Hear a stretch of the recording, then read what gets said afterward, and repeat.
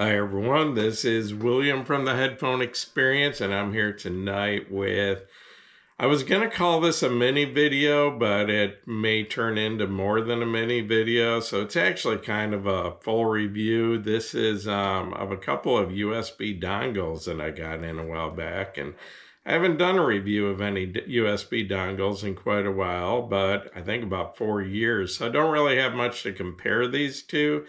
So I just thought I'd give them a listen and, see how they sound on their own and try some different headphones that require different amounts of power and see how they do. And I did compare these to my least expensive amp DAC that I have, and that's the iFi Audio Uno, which sells for $79. But anyway, this is a couple of USB dongles. They were sent to me by Venture Electronics. And these are called the Devastator, and there's two different models here. Actually, they're both Devastators, but one is 3.5 millimeter single-ended and the other is 4.4 millimeter balanced. And these currently sell, the 3.5 millimeter version sells for $15 US, and the 4 millimeter, which is TRRRS, doesn't actually say it's balanced in the on the website from Venture Electronics, and they both have the same specs. So basically what I think here is this: you're getting a 4.4 millimeter Pentacon connection for your convenience. If that's the cable you're using, it's going to work with that. But it looks like the specs on both of these are the same, so I don't know if you can really call this balanced. They don't call it balanced in their website, but this one works with a 3.5 millimeter single-ended connection on your headphone, and this one works with a 4.4 millimeter Pentacon connection on your headphone. And I did want to mention that both of these come with an adapter, because these are USB Type-C connections on these, and they both come with an adapter to go from USB Type-C to USB Type-A.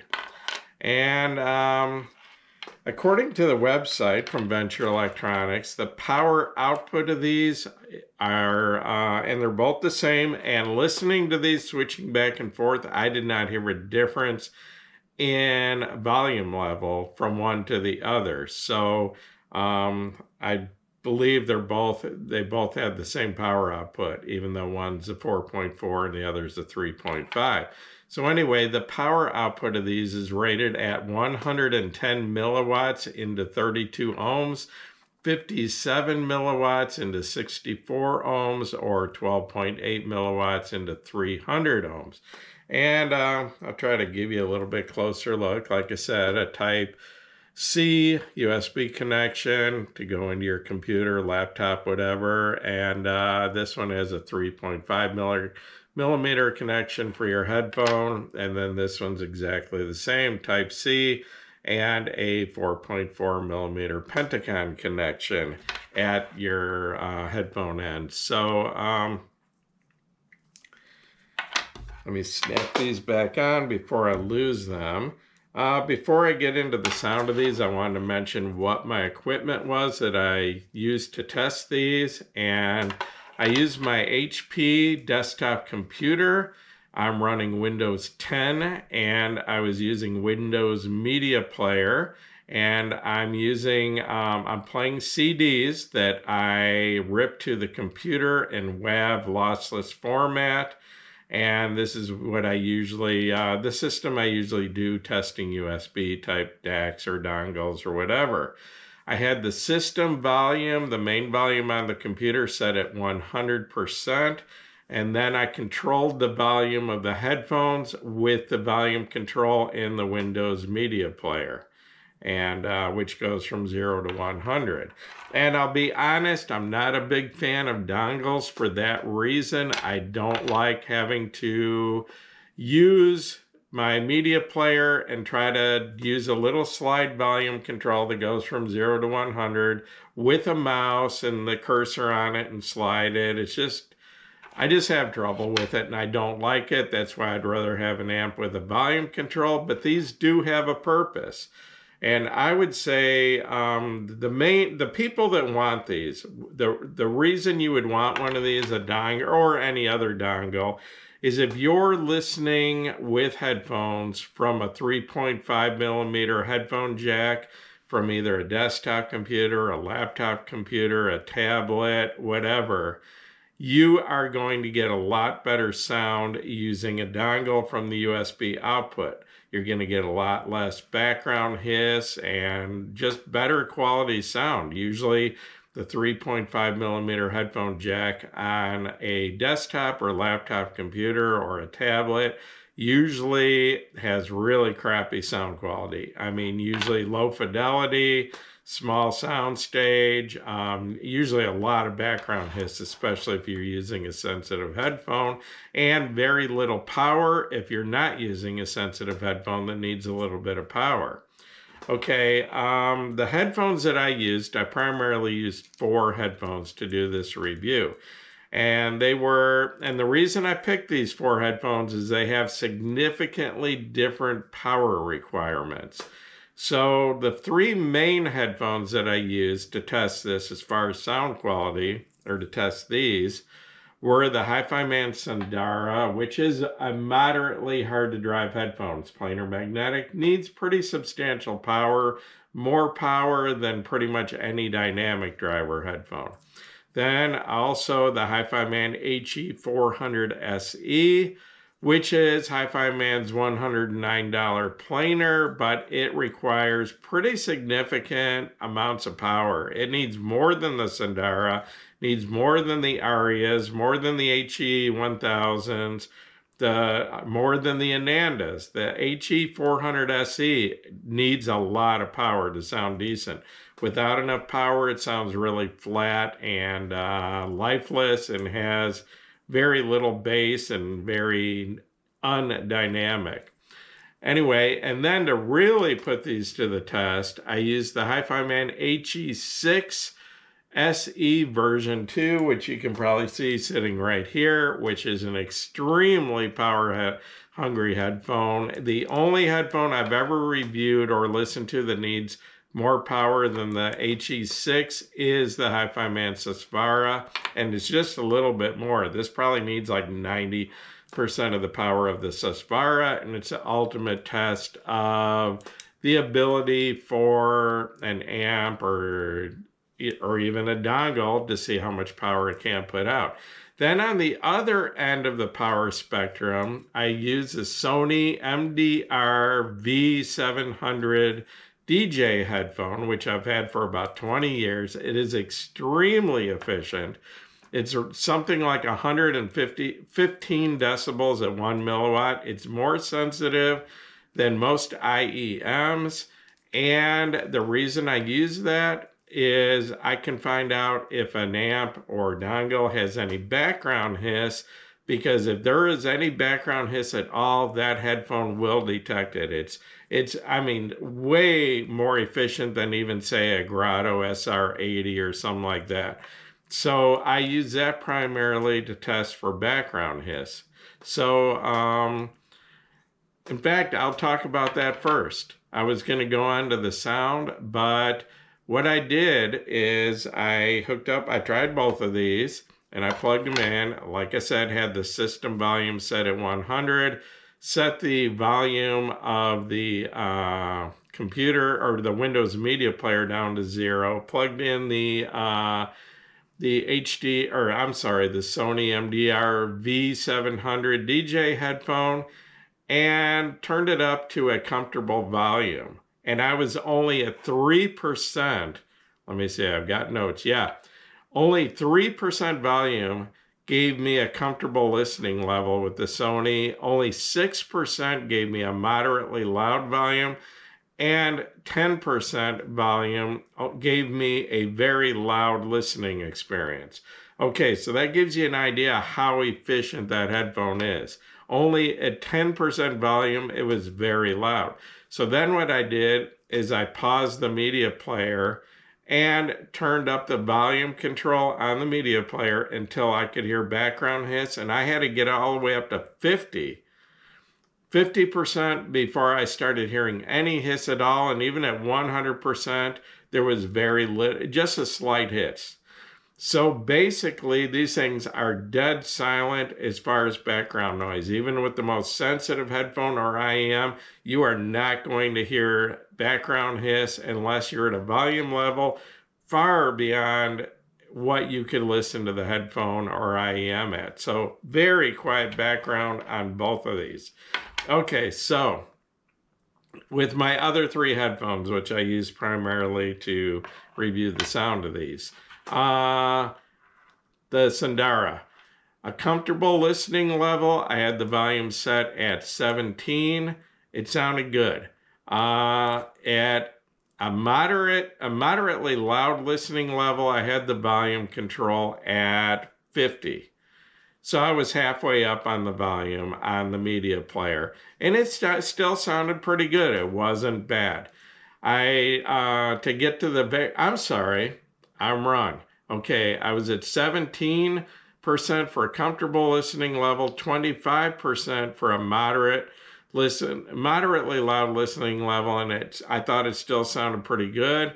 And then to get to a very loud listening level, I was at 50% power, and I thought it sounded decent. It didn't sound bad, it didn't sound distorted, but it was lacking a little bit of weight to the bass and dynamics. So both of these will do a pretty decent job with the Sundara, but they're not, as long as you don't try to go beyond a moderately loud listening level. And I do want to remind you that the Sundara is harder to drive than pretty much any dynamic driver headphone, and even harder than like the Arias and the Anandas.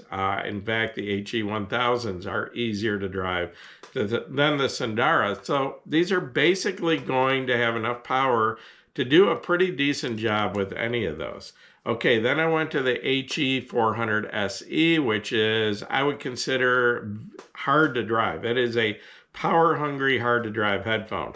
Okay, to get a comfortable volume level, I was at 32% on the volume, and I thought it sounded pretty good, not bad. To reach a moderately loud volume level, I was at 60% on the volume control, and I thought it sounded decent, but not great. And then to reach very loud, I had to be at 100% on the volume level, and I thought the sound quality was poor. It wasn't really distorted, but it lacked any weight to the bass, sounded very flat, and no dynamics whatsoever. So HE400SE, as long as you keep it at a comfortable listening level, don't try to go loud, I would say it does a pretty good job. Okay, now, HE1000SE version 2, one of the hardest to drive headphones on the planet. Okay, to reach a comfortable listening level, I had to be at 65% on the volume control, and I would consider the sound less than adequate, less than decent. Neither one of these is made to power the HE6, any version of the HE6 or the Sespara. It just doesn't have enough power. But this is a $15 dongle and a $20 dongle, so that can pretty much be expected. Okay, I did try to push it up to a moderately loud volume level with the HE6. I was at 100% on the volume to reach a moderately loud volume, and I consider the sound quality very poor. So definitely do not recommend these for something hard to drive, super hard to drive like the HE6. So I did try just to see how it compared. I have the iFi Audio Uno, which is a little USB DAC amp combination that goes for $79. And I tried the HE6 with that as a comparison.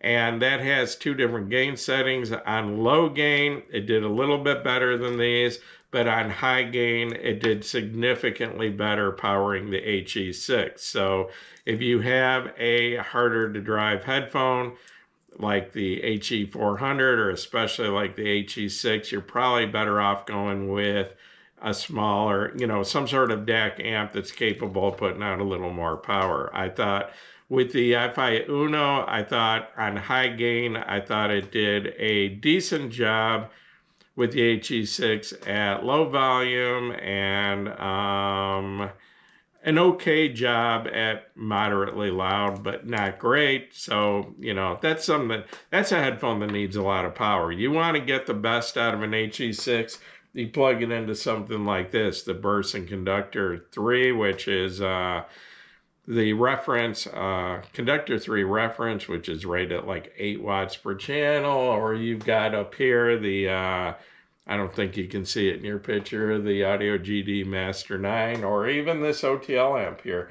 from Wells Audio. The V8 does a very good job. Or behind my head, the Hifiman Serenade and Prelude. The Prelude will drive any headphone. That's like 10 watts per channel.